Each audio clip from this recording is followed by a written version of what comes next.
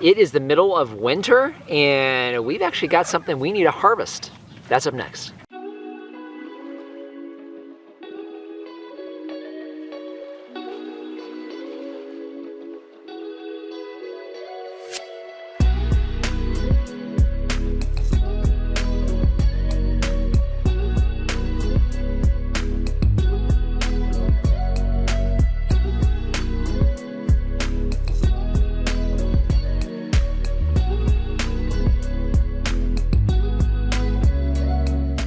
Hello everyone, this is Dwayne with Edge of Nowhere Farm, and we're coming to you here at the very end of 2023. Now, one of the unique things about Arizona, of course, is our climate, and the range of things we can grow and harvest is pretty incredible. So what you see behind me here is actually one of our stands of sugarcane. We've had this planted out with sugarcane for about a full year now. We started a couple of stalks over here on the far south side, and we expanded it here in the spring. But the main reason we have this growing here is protection. You can see the 7-foot tall coop behind me here is completely blocked on the eastern facing side. So the sugarcane behind me here, you can see just a beautiful green still. In fact, that's one of the reasons why we wait until this late to harvest it. Now we have plans for this sugarcane, so we could allow it to just completely continue growing, but instead we want to get a harvest done.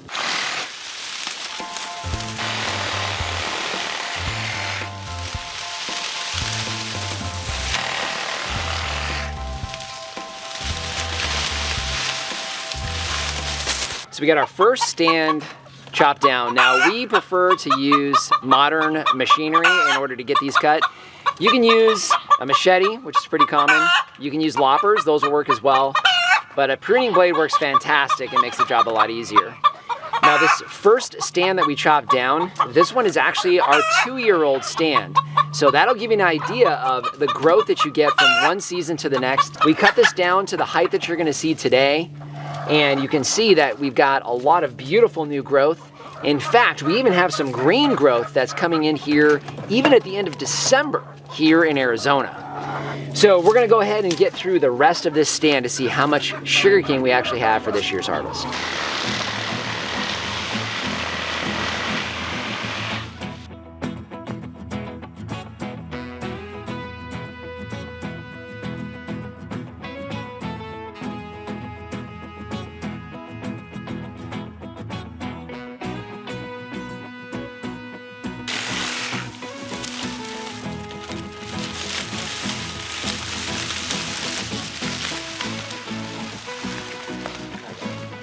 So this will give you an idea of the harvest that we have, at least the initial harvest. Now we did leave one solitary stand that's back there. You'll be able to see in some of this footage that it's still nice and bright green, didn't grow near as much. Now it was tucked back in there out of the sun.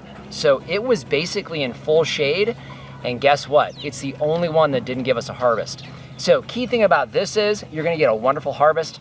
Just make sure it's in full sun. A couple extra hands would be nice now, huh? So when you get down to where it's green, can I feel any more, or that's it? I would stop.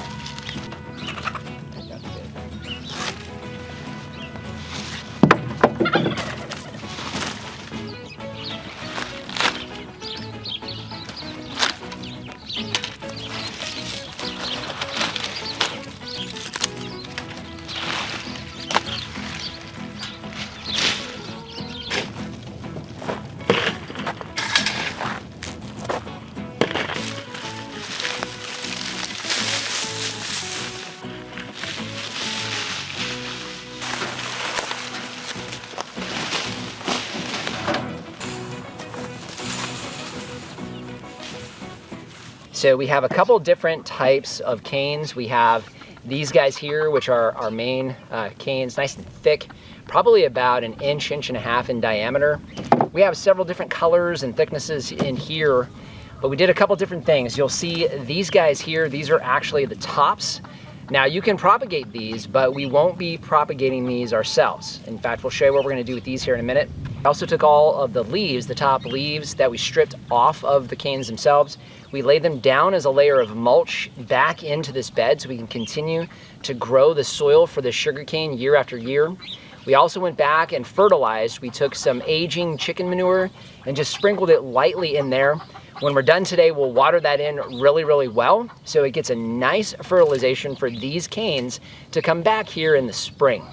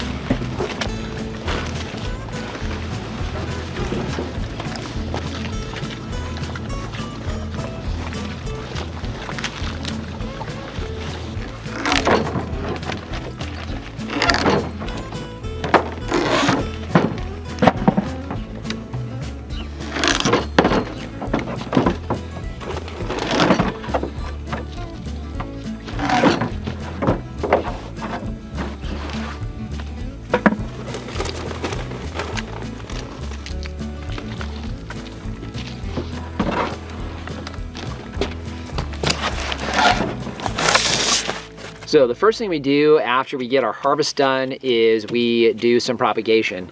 Now, one of the advantages to having sugarcane growing here now for a couple of years is basically these canes are now becoming climatized to Arizona. So as opposed to something you would find in the tropics, these guys are kind of used to our weather. So ideal for us. For propagation, it's pretty simple. You can kind of see how the spacing between each one of these nodes here is a little bit different from one of these canes to the next. So we're looking for spacing that's going to allow us to get a couple of nodes in each one of the pots. So we cut these so that there are 2 nodes on either side. You can see this one I have here actually has a sprout coming out of the top. What's going to happen is both the roots and the shoots are both going to come out from these middle sections here. So when we propagate, we want to have a segment just like this, where I've got a node here, preferably some growth, that goes down into some potting soil. So the potting soil that we use is just the Kellogg's organic potting soil that you can find at Home Depot. Super simple. All we do is put a single layer of that potting soil at the bottom of the pot. We place the node about halfway up on the pot itself, so you have soil below and soil on top. We place these sideways so that the nodes are pointing both up and down. Easy to grow roots down, shoots up. That's exactly what we're looking for. And then of course cover it with some potting soil on top of that.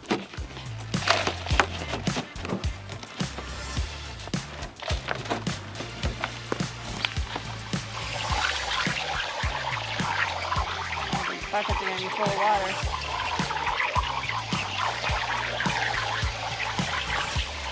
So what we're going to do from here is we'll take each one of these pots, we're going to put it inside the outbuilding. It'll stay there for the rest of the winter into spring.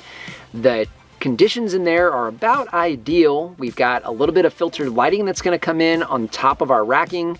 We've got them set into tubs so we can easily water those every couple of weeks to keep moisture on them. And then as we get into spring, we'll be able to pull those right out into our beautiful Arizona spring weather. So pretty incredible that we can grow a tropical grass like this in the deserts of Arizona. Now we do plan on having those available, so if you're here in Arizona, at least in the Phoenix area, and can make it out to the farm at some point in time, we will have those available at some time in the spring. Make sure you join our customer email list. That's the only way we let everybody know what we have available. But if you don't do that and you wanted to give this a shot on your own, definitely something we could do in desert areas. So my guess is anybody that's in about zone 9 and above can easily grow your own. Now, they taste pretty good by themselves, but there is a specific way we're going to prepare this, but we're not going to cover that today. You have to check that out on our other channel. So just want to thank you for joining us today. If you haven't done so already, subscribe to the channel. We cover a lot of things here on this newly established functioning farm here in the Arizona desert and would love to see you on a regular basis. If you have any questions or comments, those go in the comment section down below. And our Amazon shop, I'll leave a link down in the description. That's a free, painless way to help support the channel.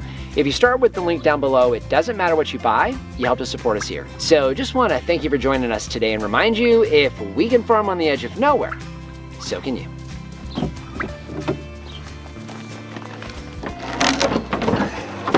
Got Willow trying to grab the end of it. What you doing there, girl? Huh? Get it.